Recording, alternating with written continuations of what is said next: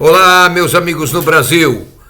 Novamente com vocês, Marcos Iskind, falando da linda e florida Colón. Hoje, dia 29 de março de 2022, dia 26 de Adar 2 de 5.782, e inicio pedindo perdão pelo atraso de um dia na emissão deste noticiário. Isto se deu por causa do atentado terrorista ocorrido anteontem e que nos deixou, durante o dia de ontem, o dia de enterro dos dois assassinados, numa situação emocional que não me permitia fazer a gravação. E vamos às manchetes de hoje. Primeira reunião dos ministros dos exteriores de países árabes com o ministro do exterior israelense ocorre em território israelense. O frio de março em Israel é algo novo e totalmente inexplicável. Atentados terroristas na véspera do Ramadã indicam perigosa escalada de violência. O risco de novos atentados por imitação e por inspiração dos atentados recém-ocorridos e a história de um pastor cristão preso na Palestina. Amigos, no dia de hoje, 1188, o imperador Frederick foi convencido diplomaticamente, mas também financeiramente, por Moses ben Yosef Cohen de Mayence, a emitir um decreto declarando que quem ferir um judeu terá seu braço cortado, aquele que matar um judeu morrerá. O decreto emitido pelo imperador conseguiu evitar a maioria dos excessos das cruzadas anteriores e a terceira cruzada, que estava por se iniciar, foi muito menos violenta contra os judeus. Em 1516, o governo de Veneza ordenou que todos os judeus deveriam viver no terreno da antiga fundição, palavra que em Vêneto é ghetto. No entanto, a maioria dos judeus que estavam vivendo em Veneza era originário da região prussiana, a Alemanha, a Áustria, e o som G de ghetto não existe nessa língua. Eles passaram a chamar então a região de gueto, e daí o nome de gueto que perseverou. Então, em Veneza, 1516, na data de hoje, foi criado o primeiro gueto de obrigação de residência para judeus. Eu recomendo àqueles que visitarem a cidade de Veneza fazerem o passeio pelo gueto com as guias do Museu Judaico de Veneza, porque há muito que aprender sobre a história da perseguição dos judeus iniciada nesta data na Itália. Em 1814, o rei da Dinamarca permitiu oficialmente que judeus encontrassem emprego em toda e qualquer profissão e tornou a discriminação racial e religiosa punível por lei. Em 1866, no dia que era então 22 de Adar 2, portanto 4 dias antes da data atual judaica, mas no dia universal de hoje, falecia Menachem Mendel de Lubavitch. Menachem Mendel de Lubavitch, que nasceu em 1789, foi o terceiro rabino Chabad, ou seja, da seita Lubavitch do judaísmo. Ele era conhecido também como Tzemach Tzedek, que se traduz como Rebento Justo, que é o nome de um volume, um livro que ele escreveu. Ele era extremamente conhecedor das leis judaicas, a chamada Halachá judaica, e escreveu também Derech Mitzvotecha, o caminho dos seus mandamentos, uma exposição mística da lei judaica. De acordo com algumas fontes, o sétimo Rebbe de Lubavitch, que não era familiar dele, recebeu o nome de Menachem Mendel Schneerson, baseado no nome deste ilustre rabino. Em 1907, ocorreu uma revolta na Romênia entre os aldeões que se revoltaram contra os nobres cristãos que alugavam suas casas aos aldeões. No entanto, as principais vítimas desta revolta não foram os nobres cristãos, e sim os judeus, uma vez que os nobres cristãos delegavam aos judeus a tarefa de cobrança dos aluguéis. Os judeus, então, foram massacrados em grande número pelos aldeões quando vinham cobrar os aluguéis em nome dos proprietários das terras, que eram, como eu disse, os nobres cristãos. E em 1937 nasceu em Porto Alegre Moacir Jaime Scliar, médico e escritor brasileiro. Ele formou-se em medicina na cidade de Porto Alegre, fez especialização aqui em Israel e foi professor da Universidade Federal de Porto Alegre. Além disso, como escritor, lançou 75 livros, muitos dos quais sobre temática judaica. Foi membro da Associação Brasileira de Letras, da Academia Brasileira de Letras, recebeu inúmeros prêmios, inclusive 4 vezes o prêmio Jabuti, além de outros. Moacir Scliar deixa uma herança fantástica, tanto em termos judaicos como em termos literários. E não se esqueça, se você ainda não se inscreveu no canal, inscreva-se agora. Ajude-nos a divulgar o nosso canal entre seus amigos e familiares que também se inscrevam. Deixe o seu like aqui no YouTube. E, finalmente, nos dê uma ajuda compartilhando os nossos vídeos e vamos às notícias. Terminou ontem a primeira reunião de cúpula envolvendo ministros das relações exteriores dos países que assinaram acordos abraâmicos, com a participação também do ministro do exterior norte-americano Antony Blinken e também do ministro do exterior do Egito. Assim, a reunião englobou ministros do exterior dos Emirados Árabes Unidos, Bahrein, Marrocos, Egito, Estados Unidos e Israel. A cúpula dos ministros ocorreu após uma semana rica em atividades políticas e diplomáticas de alto nível na região. Tivemos a cúpula do rei Abdallah II da Jordânia com o líder do Emirado Árabe Mohammed bin Zayed. Tivemos o encontro do presidente egípcio Al-Sisi, do primeiro-ministro iraquiano Mustafa Kazimi e um representante do governo saudita, que ocorreu na sexta-feira passada em Aqaba. Tivemos também na semana passada a reunião do primeiro-ministro Naftali Bennett com o presidente egípcio Abdel Fattah al-Sisi e o herdeiro governante interino dos Emirados Árabes Unidos, Mohammed bin Zayed, na cidade de Sharm el-Sheikh, no Egito. Ou seja, uma semana plena de atividade política aqui no Oriente Médio. Um porta-voz da presidência egípcia anunciou que durante a reunião os três discutiram as implicações do desenvolvimento internacional no Oriente Médio, inclusive nas áreas de energia, estabilidade de mercado e segurança alimentar. É significativo que a cúpula tenha ocorrido no deserto do Negev, no kibbutz de Boker, onde viveu e está enterrado David Ben-Gurion e sua esposa Paula, que são os fundadores do Estado de Israel.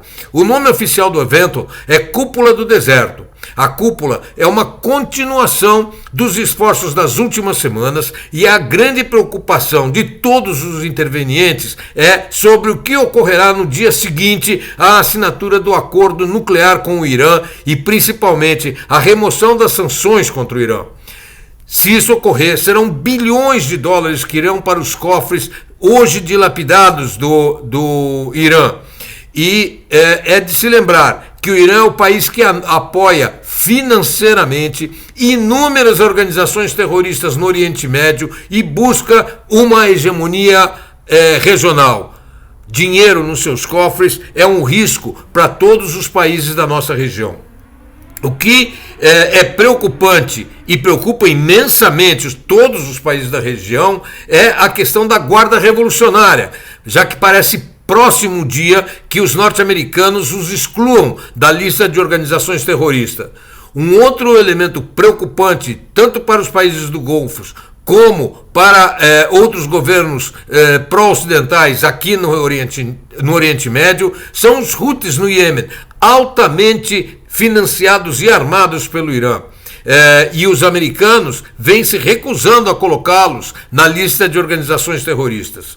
na tarde de ontem, o rei Abdallah da Jordânia esteve em Ramallah, capital da autoridade palestina. Veio para uma visita de apoio e fortalecimento a Abu Mazen, que também se reuniu com Blinken. Por outro lado, é marcante o isolamento em que se encontram os palestinos, com a contínua recusa em negociar a paz, em fazer qualquer negociação ou concessão e também de retirar dos seus livros escolares as incitações racistas e antissemitas. Os palestinos vão ficando cada vez mais isolados. A rejeição absoluta fez com que líderes árabes não se deslocassem por distâncias de menos de 60 quilômetros até Ramallah para uma visita de cortesia a Abu Mazen. Dos 6 ministros de exterior presentes, apenas o norte-americano Blinken visitou Ramallah e conversou com Abu Mazen, que é o codinome do presidente Mahmoud Abbas. Israel viveu um mês de março absolutamente atípico do ponto de vista meteorológico. As temperaturas no centro de Israel têm ficado continuamente com mínimas em torno de 7 graus, enquanto nas montanhas a média tem baixado a 5 graus. Na cidade de Tzfat, onde se estuda a temperatura desde 1939, jamais houve um mês de março tão frio. Na região central, que inclui Tel Aviv e as adjacências, os registros foram começados em 1962 e também, neste caso, é o primeiro registro de um mês de março com um frio contínuo por tantos dias. Em Jerusalém, os registros começaram em 1867 e nestes 155 anos, apenas 5 anos registraram tamanho frio, sendo o último em 1928, portanto, há quase 100 anos. A semana continua fria, com calor finalmente chegando em abril, com atraso de quase 2 meses. Nós tivemos, na última semana, 2 atentados terríveis ocorridos em Israel. O que chama muito a atenção é que esses 2 atentados foram perpetrados por membros do ISIS, o Estado Islâmico, também conhecido como Daesh. O Estado Islâmico, que chegou praticamente a dominar amplas áreas do Iraque e da Síria, parecia ter praticamente desaparecido. No entanto, células dormentes aparentemente continuam a existir em muitos países do mundo, entre eles, principalmente no deserto de Sinai e no Afeganistão, além de algumas regiões na Síria e no Iraque. O que não se esperava era um ressurgimento do ímpeto assassino deste grupo, justamente aqui em Israel, perpetrado, por incrível que pareça, por árabes israelenses. O primeiro atentado ocorreu na cidade de Beersheba, na quarta-feira da semana passada, levando 4 israelenses a óbito. O segundo aconteceu neste domingo na cidade de Hedera. Na cidade de Hedera, 2 primos da cidade israelense de El-Fahem, praticamente uma cidade habitada só por árabes, chegaram a Hedera, vizinha a El-Fahem, carregando consigo diversos revólveres, muitas facas e a incrível quantidade de 1.100 balas para armas M16, bem como cartucheiras para as mesmas. Eles não tinham armas M16. Ficaram esperando num ponto de ônibus durante quase 40 minutos, esperando que soldados que carregassem armas M16 descessem do ônibus. Assim que isto ocorreu, abriram fogo, matando 2 soldados. Um árabe druso de 19 anos que havia se voluntarizado ao exército de Israel há menos de 6 meses, e uma menina, também ela de 19 anos, da cidade de Natânia, imigrante francesa que chegou a Israel em 2006. Tendo morto estes 2 policiais, esses terroristas tomaram suas armas e começaram a atirar de forma indiscriminada na área. Era esperado por eles a matança de dezenas, talvez até centenas de israelenses. Mas um acaso divino conseguiu evitar que isto ocorresse. Um grupo de policiais de fronteira que voltava de uma missão na região da Samária, tinha parado para comer uma refeição num restaurante quase em frente ao ponto de ônibus, a 150 metros do ponto de ônibus. Ao ouvir os primeiros tiros, levantaram-se e saíram em direção ao local e tiveram uma batalha contra estes terroristas, conseguindo exterminá-los. Infelizmente, como eu disse, 2 vítimas fatais já haviam caído. Destes policiais que os enfrentaram, 2 foram feridos, 1 está ainda gravemente ferido e houve algumas outras vítimas. 12 vítimas foram internadas no hospital, das quais 5 já estão em suas casas, 2 estão em estado leve e deverão ter alta ainda hoje, e os demais ainda continuam internados, como eu disse, 1 deles em estado grave. E finalmente, Johnny Shawan, um cristão palestino da área de Belém, está preso pela autoridade palestina já há 2 semanas. Shawan é um pastor cristão que dirige uma casa de nome Beit Alika, a Casa do Encontro, na cidade de Beit Jala, ao lado de Belém. Ele foi preso por ter se encontrado com um judeu que anteriormente serviu como um membro do parlamento israelense, a Knesset.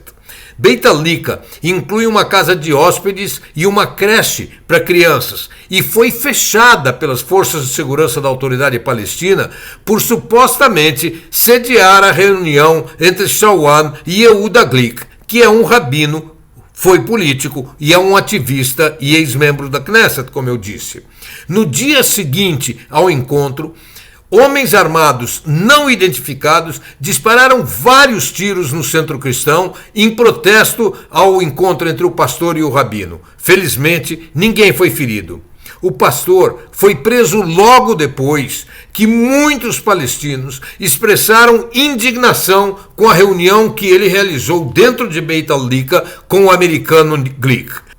Dada a ampla campanha de incitação contra Shawan nas redes sociais, provavelmente será mais seguro para ele continuar preso numa prisão palestina do que ser libertado e voltar à sua casa em Belém. Lá, ele poderá ser atacado pelos extremistas que o consideram um traidor pelo simples fato de haver se encontrado com um judeu israelense. A incitação generalizada contra o pastor Shawan é bastante perturbadora. Ainda mais alarmante é que a autoridade palestina, que agora tem relações estreitas com o governo Biden, esteja punindo um cristão palestino pelo crime de se encontrar com um judeu. A pergunta que se faz é: se a AP considera que reunião com judeus é um crime punível com prisão e com trabalhos forçados, por que seus líderes continuam a realizar reuniões públicas e secretas com autoridades israelenses? O próprio presidente da autoridade palestina, Mahmoud Abbas, esteve na cidade israelense de Rosh Haim para se encontrar com o ministro da Defesa de Israel, Benny Gantz. Se isso ocorre, por que um pastor não tem permissão para se encontrar com um rabino na sua própria instituição? Se o ministro de Assuntos Civis da Autoridade Palestina, Hussein al-Sheikh, tem permissão de se encontrar com o ministro das Relações Exteriores de Israel, Yair Lapid, por que nenhuma organização cristã na Palestina pode receber um rabino ou qualquer outro judeu? Este incidente é um exemplo de hipocrisia endêmica na autoridade palestina em relação às relações entre eles e Israel. É também uma prova da discriminação e dos maus tratos que a autoridade palestina dá à minoria cristã. Não é o primeiro incidente desse tipo visando cristãos na área de Belém. Vocês devem se lembrar que quando Israel tentou prender Yasser Arafat, forças islâmicas se refugiaram dentro da Igreja da Natividade, usando a Igreja da Natividade como posto de tiro contra as forças israelenses, sabendo que Israel não reagiria contra um local cristão tão importante. Enfim, é muito mais fácil para a autoridade palestina prender um pastor cristão na Palestina do que o chefe de um clã muçulmano. Por quê? Porque os cristãos não saem em passeatas, não se revoltam, não atacam a segurança dos palestinos quando um de seus homens é preso. Os muçulmanos, por outro lado, não hesitam em atacar a autoridade palestina e nem a entrar em confronto com as forças de segurança. A prisão do pastor Shawan mostra que os cristãos permanecem vulneráveis e fracos e estão sujeitos a regras muito mais rígidas, provavelmente pelo fato de não serem muçulmanos e de serem considerados infiéis, apesar de árabes nascidos na região da autoridade palestina. Talvez seja hora das autoridades e lideranças ocidentais perguntarem aos líderes da autoridade palestina por que eles reprimem os cristãos na área de Belém, por que os intimidam prendendo seus líderes, por que é um crime se encontrar com um homem pelo fato dele ser judeu. Amigos, antes de terminar, eu quero convidá-los para o programa da próxima quinta-feira no Radar do Mundo Judaico. Nós falaremos sobre um assunto maravilhoso, uma nova descoberta arqueológica que pode mudar totalmente a visão histórica sobre a saída do Egito, uma descoberta arqueológica provavelmente entre as mais importantes dos últimos 500 anos, uma pecinha de apenas 2 centímetros por 2 centímetros, 4 centímetros quadrados, que podem provavelmente mudar tudo o que nós sabemos sobre a época bíblica. Venham assistir na próxima quinta-feira o Radar do Mundo Judaico. Deixe seu like, não esqueça. E ajude-nos a divulgar. Nós precisamos de você. Um grande abraço e até quinta-feira, se Deus quiser.